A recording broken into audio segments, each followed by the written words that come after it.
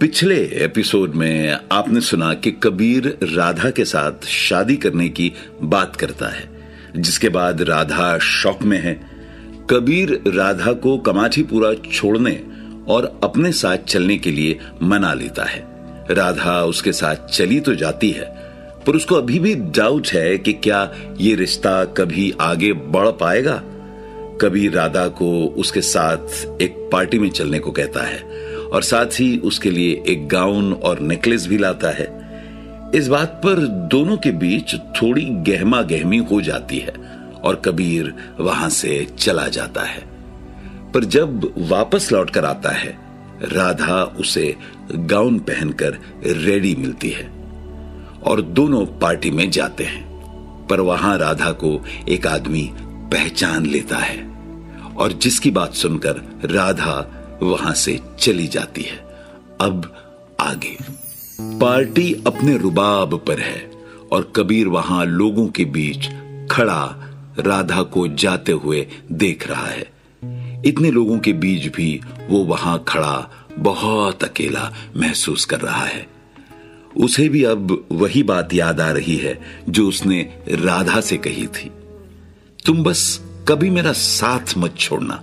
और अब सिर्फ 24 घंटे के अंदर ही राधा उसे छोड़ कहीं चली जा रही थी। इस बात से अनजान कि राधा पे क्या गुजर रही होगी, कबीर के चेहरे पर हंसी तो थी, पर आंखों में आंसू भी थे।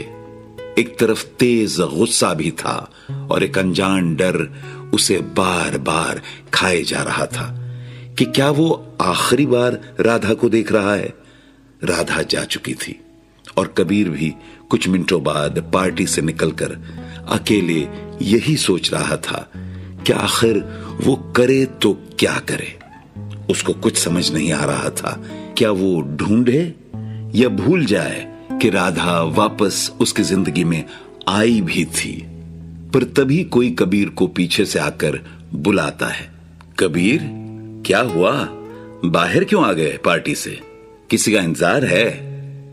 कबीर कुछ नहीं कहता और वापस अंदर जा ही रहा होता है कि तभी उसको न जाने क्या सूझता है और वो दौड़कर एक टैक्सी पकड़कर पहले सीधा अपने घर जाता है। वहां कोई नहीं होता और उसके बाद वो पहुंचता है कमाठीपुरा। कमाठीपुरा में कबीर राधा को उसके कमरे में ढूंढता है, पर राधा वहां भी नहीं है। और फिर आखिरकार थक हार कर कबीर सादिक की दुकान पर पहुंचता है। उसे आते देख सादिक हंसता है और बोलता है, क्या साहब, आपको क्या लगा था ये सब इतना आसान होगा। ये सुनकर कबीर सादिक को देखता है और पूछता है, क्या मतलब ये साहब कि जिसे आप ढूंढ रहे हो वो आपको इतनी आसानी से नहीं मिलेगी। सादिक की ये बात सुनकर कबीर पूछता है, मतलब तुम जानते हो राधा कहां है। सादिक जवाब देता है, मेरे जानने या न जानने से क्या होता है साहब, सवाल इस बात का है कि क्या आपको पता है राधा कहां है। राधा को छोड़िए, आपको यह पता है कि आप कहां हो। एक बात याद रखो साहब कि जिस सच्चाई को आपने दुनिया के सामने कभी उजागर नहीं होने दिया, वही राधा का सच था। और यूं एक झटके में कोई कैसे बदल सकता है। इंसान का अतीत उसका पीछा नहीं छोड़ता साहब। राधा के साथ भी आज कुछ ऐसे ही हुआ। यह सुनकर कबीर सादिक से बोलता है, वो यहां आई थी ना, कहां गई, बता दे मेरे भाई, मैं तेरे आगे हाथ जोड़ता हूं। वो आई थी, बहुत जोर की बारिश हो रही थी, जार जार हो रही थी वो।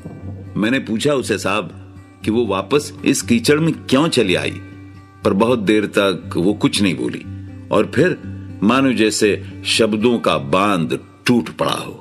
राधा सादिक से कहती है, मैंने जिंदगी में अपने आप को इतना नंगा महसूस नहीं किया जितना उस बड़े से होटल के उस आईने में किया था। मैं जानती हूं कि कबीर मुझे बहुत खुश रखेगा, पर यह खुशी प्यार से ज्यादा एक दया भीख होगी मेरे लिए, और मुझे ऐसी जिंदगी नहीं चाहिए। मैं जानती हूं कि कबीर मुझे ढूंढते हुए यहां जरूर आएगा, पर तुझे कसम, अगर तूने उसे कुछ भी बताया सादिक। ये सुनकर कबीर उसे सिर्फ देखता है और कुछ नहीं कहता। ये देखकर हारा हुआ कबीर वहां से जाने लगता है। तभी सादिक उसे वापस बुलाता है और उससे कहता है, उसने आज तक जिंदगी में कभी इतना बेबस महसूस नहीं किया था साहब, और उसके बाद वो आपसे नजर कैसे मिलाती। ये सुनकर कबीर वहां बैठकर रो रहा होता है। कबीर की यह हालत देखकर सादिक को ये रियलाइज होता है, जितना उसने सोचा था शायद कबीर राधा को उससे कहीं ज्यादा चाहने लगा था। पर क्या जो सादिक यहां सोच रहा है वो सही है? क्या कबीर राधा पे सिर्फ दया कर रहा है या वाकई वो उससे बेइंतहा प्यार करता है? क्योंकि अगर ये सिर्फ एक दया का भाव है तो ये रिश्ता कभी कायम नहीं हो पाएगा। पर अगर ये वाकई सच्चा प्यार है तो कबीर और राधा को मिलने से कोई ताकत नहीं रोक सकती। और सादिक जब रोते बिलखते कबीर को देखता है तो उसे एक ऐसा आदमी नजर आता है जो एक लड़की को ढूंढ रहा है जिससे वो बेइंतहा प्यार करता है। आखिरकार सादिक उसको राधा का पता बता देता है। साहब आई थी वो यहां, आंसू एक पल के लिए नहीं रुक रहे थे।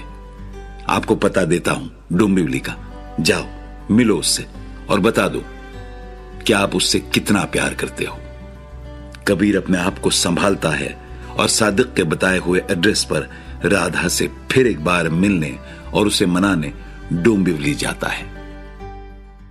पूरे रास्ते कबीर बस यही सोचता है कि आखिर राधा वहां से गई तो क्यों गई, और वो कैसे उसको ये विश्वास दिलाए कि वो उस पे कोई एहसान नहीं कर रहा है और उसे पूरी तरह से स्वीकार करना चाहता है।